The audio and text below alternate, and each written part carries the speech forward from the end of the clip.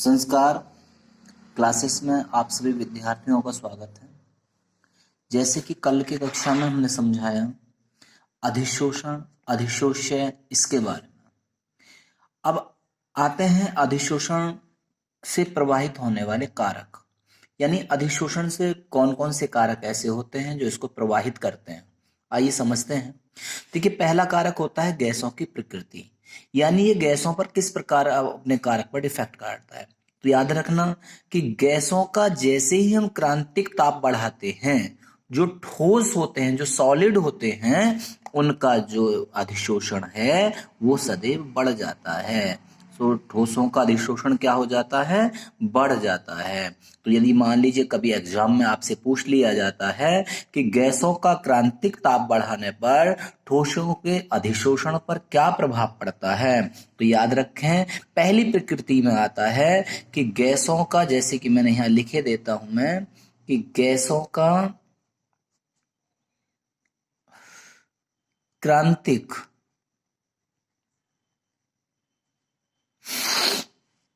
ताप बढ़ाने पर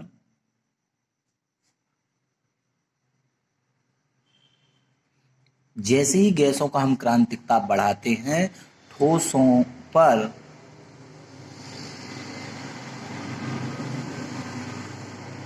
उसका अधिशोषण बढ़ता है, उसका अधिशोषण बढ़ता है।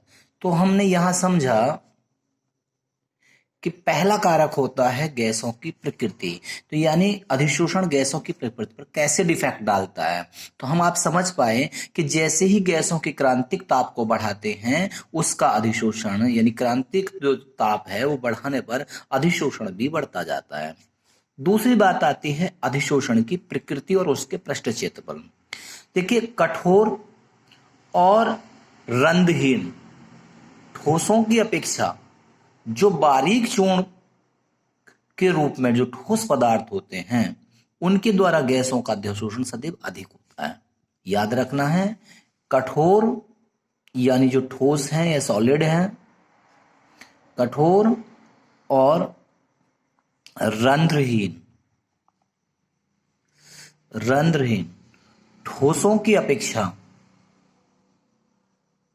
ठोसों की अपेक्षा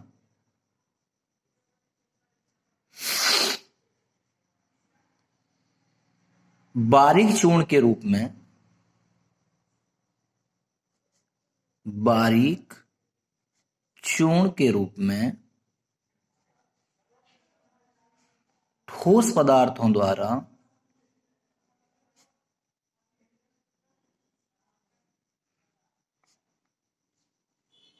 ठोस पदार्थों द्वारा गैसों का अधिशोषण, गैसों का अधिशोषण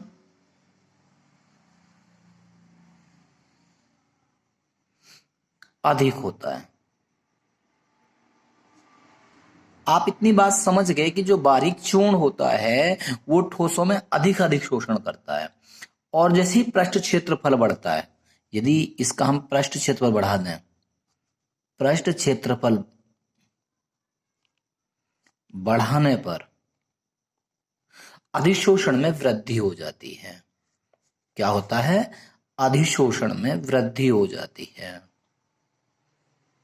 समझ गए? अधिशोषण में वृद्धि यानी हो जाती है।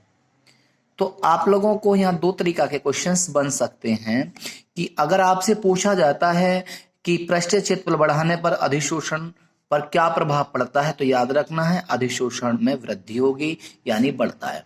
तीसरा कारक होता है दाब का प्रभाव, यानी अधिशोषण में दाब पर क्या इफेक्ट देता है। तो देखिए, दाब बढ़ाने पर भी, यानी दाब में अगर वृद्धि करें तब भी हम गैसों का अधिशोषण बढ़ता है।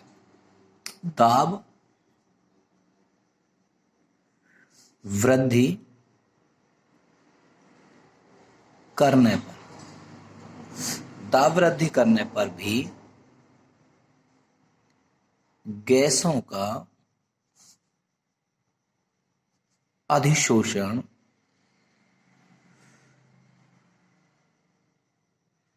बढ़ता है।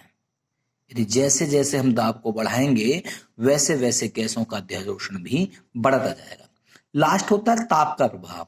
देखिए, ताप वृद्धि करने से, अगर ताप में हम वृद्धि करें, ताप वृद्धि करने पर सदैव जो अधिशोषण होता है वो घटता है।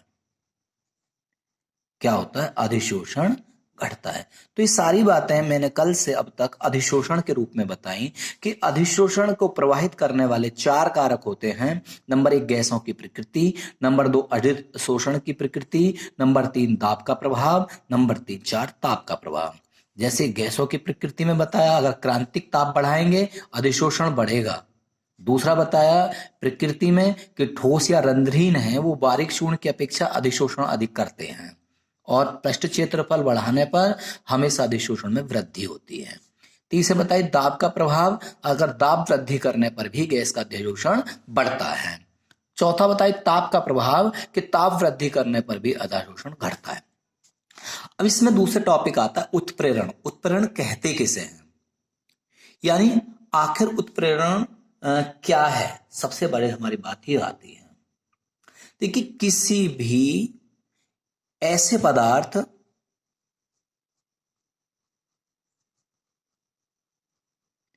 जो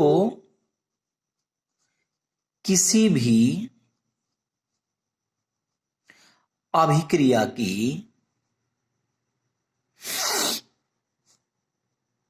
क्रियाशीलता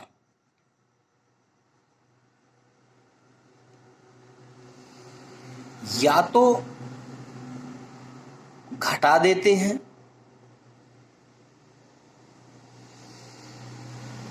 घटा देते हैं या फिर बढ़ा देते हैं।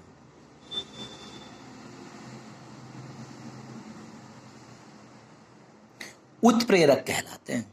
उन्हें क्या कहेंगे? उत्प्रेरक कहलाते हैं। और जो ये पूरी इस तरीका की क्रिया होती है, इस क्रिया को उत्प्रेरण कहते हैं। इस क्रिया को उत्प्रेरण कहते हैं। उत्प्रेरण कहते हैं। जैसे मान लीजिए मैंने आपसे कहा कि कोई क्रिया थी, नाइट्रोजन प्लस हाइड्रोजन, इससे मिलाने पर क्या बनती थी? अमोनिया बनती थी। लेकिन अगर इसमें Fe कोई पदार्थ आ जाए तो ये या तो इसकी क्रियाशीलता या तो इसकी गति को बढ़ाएगा या फिर इसको घटाएगा, यानी इसमें कुछ ना कुछ परिवर्तन कर देगा। तो जो पदार्थ इसमें कुछ ना कुछ परिवर्तन करेगा, या तो उसे घटाएगा या उसे बढ़ाएगा, वही पदार्थ क्या कहलाएगा? उत्प्रेरक कहलाएगा। और यही पूरी जो घटना होगी यही क्या कहलाएगी? उत्प्रेरण कहलाएगी। अर्थात Fe यह क्या काम करेगा? उत्प्रेरक का कार्य करेगा। अगर आपसे पूछते हैं कि N2 + 3H2 2NH3 में Fe किसका कार्य करता है, तो Fe उत्प्रेरक का कार्य करता है। अर्थात Fe किसका काम करता है? उत्प्रेरक का काम करता है। आप समझ गए होंगे कि उत्प्रेरक है क्या।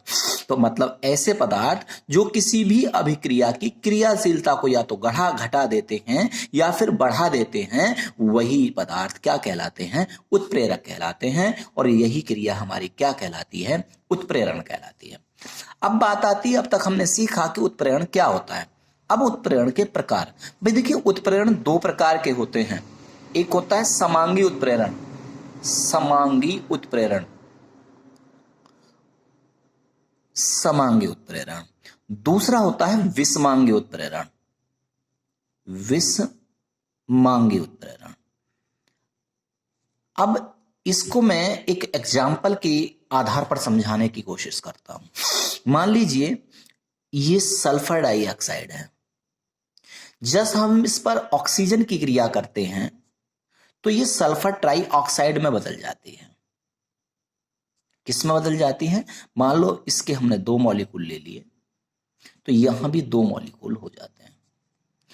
अब मान लीजिए इस उपस्थिति में कोई एक उत्प्रेरक यूज किया गया। मान लो वो उत्प्रेरक आपका Pt है।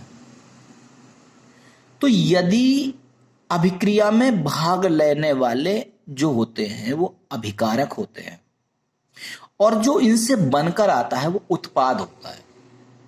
तो यदि अभिक्रिया की प्रायावस्था, जैसे ये क्या है, गैस है, ये क्या है, गैस है, और ये क्या है, गैस है, लेकिन अगर इसकी अवस्था भी गैस की हो यानी समान हो तो वो कहलाता है समांगी उत्प्रेरण। समांगी का अर्थ होता है समान अवस्था में, यानी जिनकी प्रायावस्था सदैव समान होती है, यानी अभिक्रिया करने से पहले या उसमें जो उत्प्रेरक होता है, अगर उन दोनों की अवस्थाएं समान आती हैं तो वो उत्प्रेरण क्या कहलाएगा, समांगी उत्प्रेरण कहलाएगा। तो आप समझ गए होंगे कि समांगी उत्प्रेरण किसे कहते हैं। मैंने क्या समझा, बताया कि जब किसी अभिक्रिया में भाग लेने वाले अभिकारक तथा उत्प्रेरक, अभिकारक तथा उत्प्रेरक की अवस्थाएं समान होती हैं तो वो अभिक्रिया क्या कहलाएगी, समांगी उत्प्रेरण। जैसे हम कह सकते हैं कि जब किसी अभिक्रिया में भाग लेने वाले अभिकारक तथा उत्प्रेरक की अवस्था समान होती है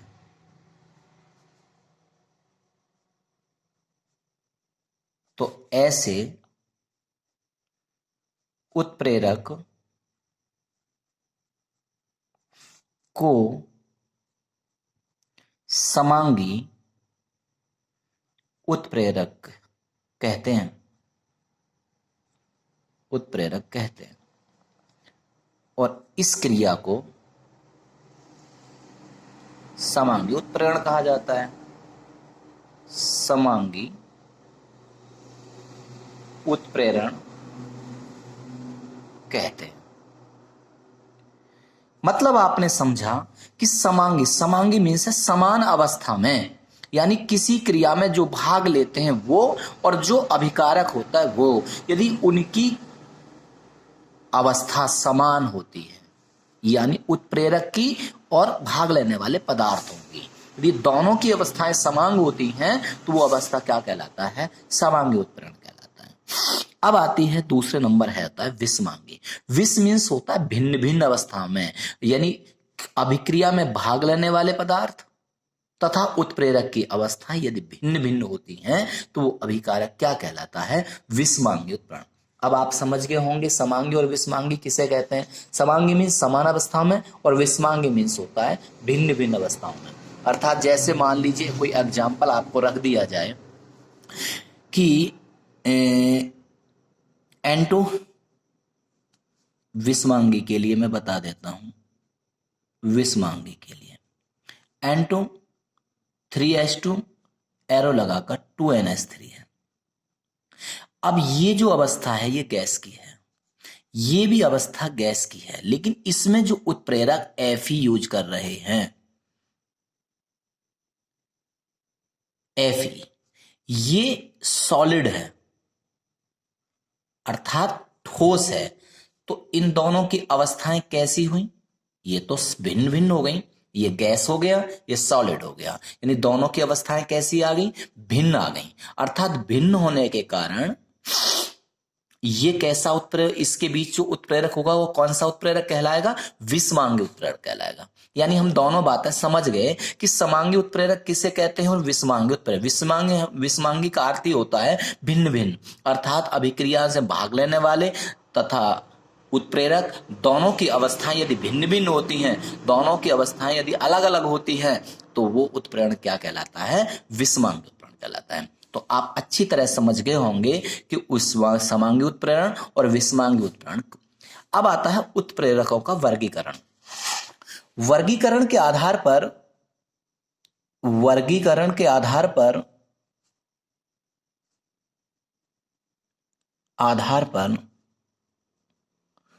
उत्प्रेरण को 4 भागों में बांटा गया है। उत्प्रेरण को 4 भागों में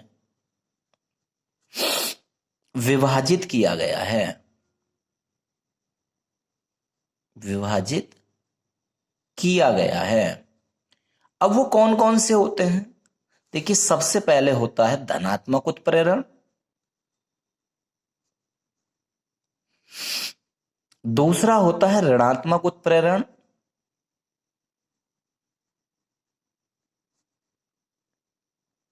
तीसरा होता है स्वय उत्प्रेरण, और चौथा होता है प्रेरित उत्प्रेरण, जिनको हम अगली कक्षा में डिस्कस करेंगे। तो आप समझ गए होंगे